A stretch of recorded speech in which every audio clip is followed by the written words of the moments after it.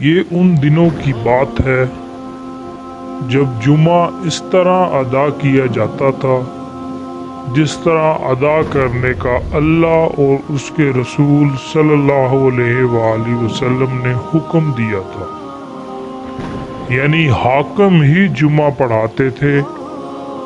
خاندان بنو عباس کے مشہور حکمران ہارون الرشید خلیفہ تھے۔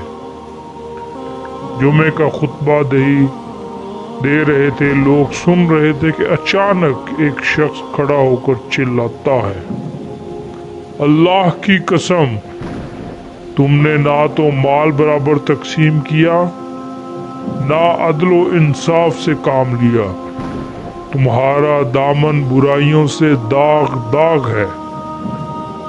ہارون الرشید غصے سے آگ بگولا ہو جاتا ہے، حکم دیتا ہے کہ اس گستاخ کو گرفتار کر لیا جائے۔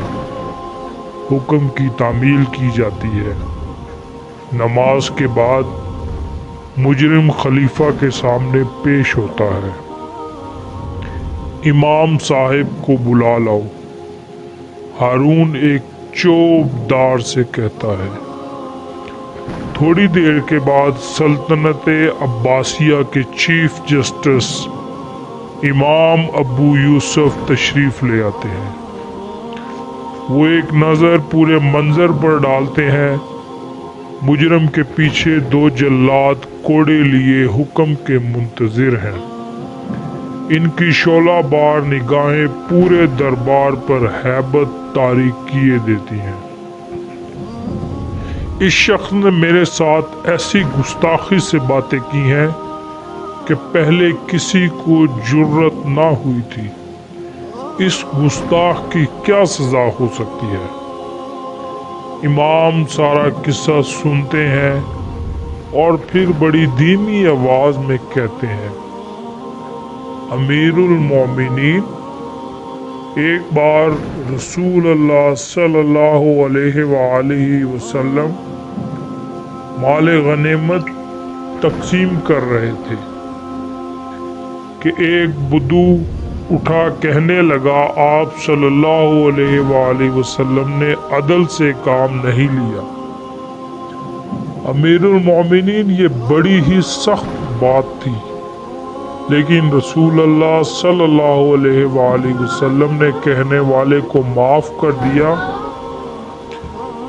بس اتنا فرمایا کہ اگر میں عدل نہیں کروں گا تو اور کون کرے گا؟ امیر المومنین ایک مرتبہ حضرت زبیر رضی اللہ تعالیٰ عنہ اور ایک انصاری نے حضور صلی اللہ علیہ وآلہ وسلم کے سامنے کوئی معاملہ پیش کیا۔ حضور صلی اللہ علیہ وآلہ وسلم نے حضرت زبیر رضی اللہ تعالیٰ کے حق میں فیصلہ دیا۔ انصاری نے غصے میں کہا کہ اپنے پھوپھیزاد بھائی کے حق میں فیصلہ کر دیا ہے، لیکن حضور صلی اللہ علیہ وآلہ وسلم نے اس کی گستاخی سے درگزر فرمایا اور کوئی باز پرس نہ کی۔ امام ابو یوسف اسوہ نبی کا ذکر کرتے ہیں اور ہارون کا رنگ بدلتا گیا۔ رفتہ رفتہ اس کا غصہ سرد ہو گیا اور اس نے اس شخص کو رہا کرنے کا حکم دے دیا۔ چیف جسٹس امام ابو یوسف کی جرأت نے ایک بے گناہ کی جان بچا لی۔ ایک دفعہ ان کی عدالت میں ہارون کا ایک مقدمہ زیر سماعت تھا۔ ہارون کا چہیتا وزیر فضل بن ربیع گواہ کی حیثیت سے پیش ہوا۔ امام ابو یوسف نے اس کی گواہی لینے سے صاف انکار کر دیا۔ فضل کا چہرہ غصے سے سرخ ہو گیا۔ وہ بڑبڑاتا ہوا عدالت سے نکل کر سیدھا ہارون کے پاس پہنچا اور امام صاحب کی شکایت کی۔ ہارون فضل کی باتوں سے بھڑک اٹھا اور امام ابو یوسف کو طلب کر لیا۔ امام عدالت کا کام نمٹا کر حاضر ہوئے۔ ہارون نے غصے میں پوچھا، آپ نے فضل کی شہادت کیوں مسترد کر دی؟ امام ابو یوسف کہنے لگے، امیر المومنین، ایک بار میں نے سنا وہ آپ سے کہہ رہا تھا کہ میں آپ کا غلام ہوں۔ اگر اس کی بات سچی تھی تو قانون کے مطابق آقا کے حق میں غلام کی گواہی نہیں مانی جاتی، اور اگر جھوٹا تھا تب بھی اس کی شہادت قبول نہیں کی جاتی، کیونکہ جو شخص آپ کی مجلس میں بے باکی سے جھوٹ بولتا ہے وہ اور میری مجلس میں کیسے باز رہ سکتا ہے؟ امام کے لہجے میں سچائی کی جرت بھی ہے اور تبلیغ کی نصیحت بھی۔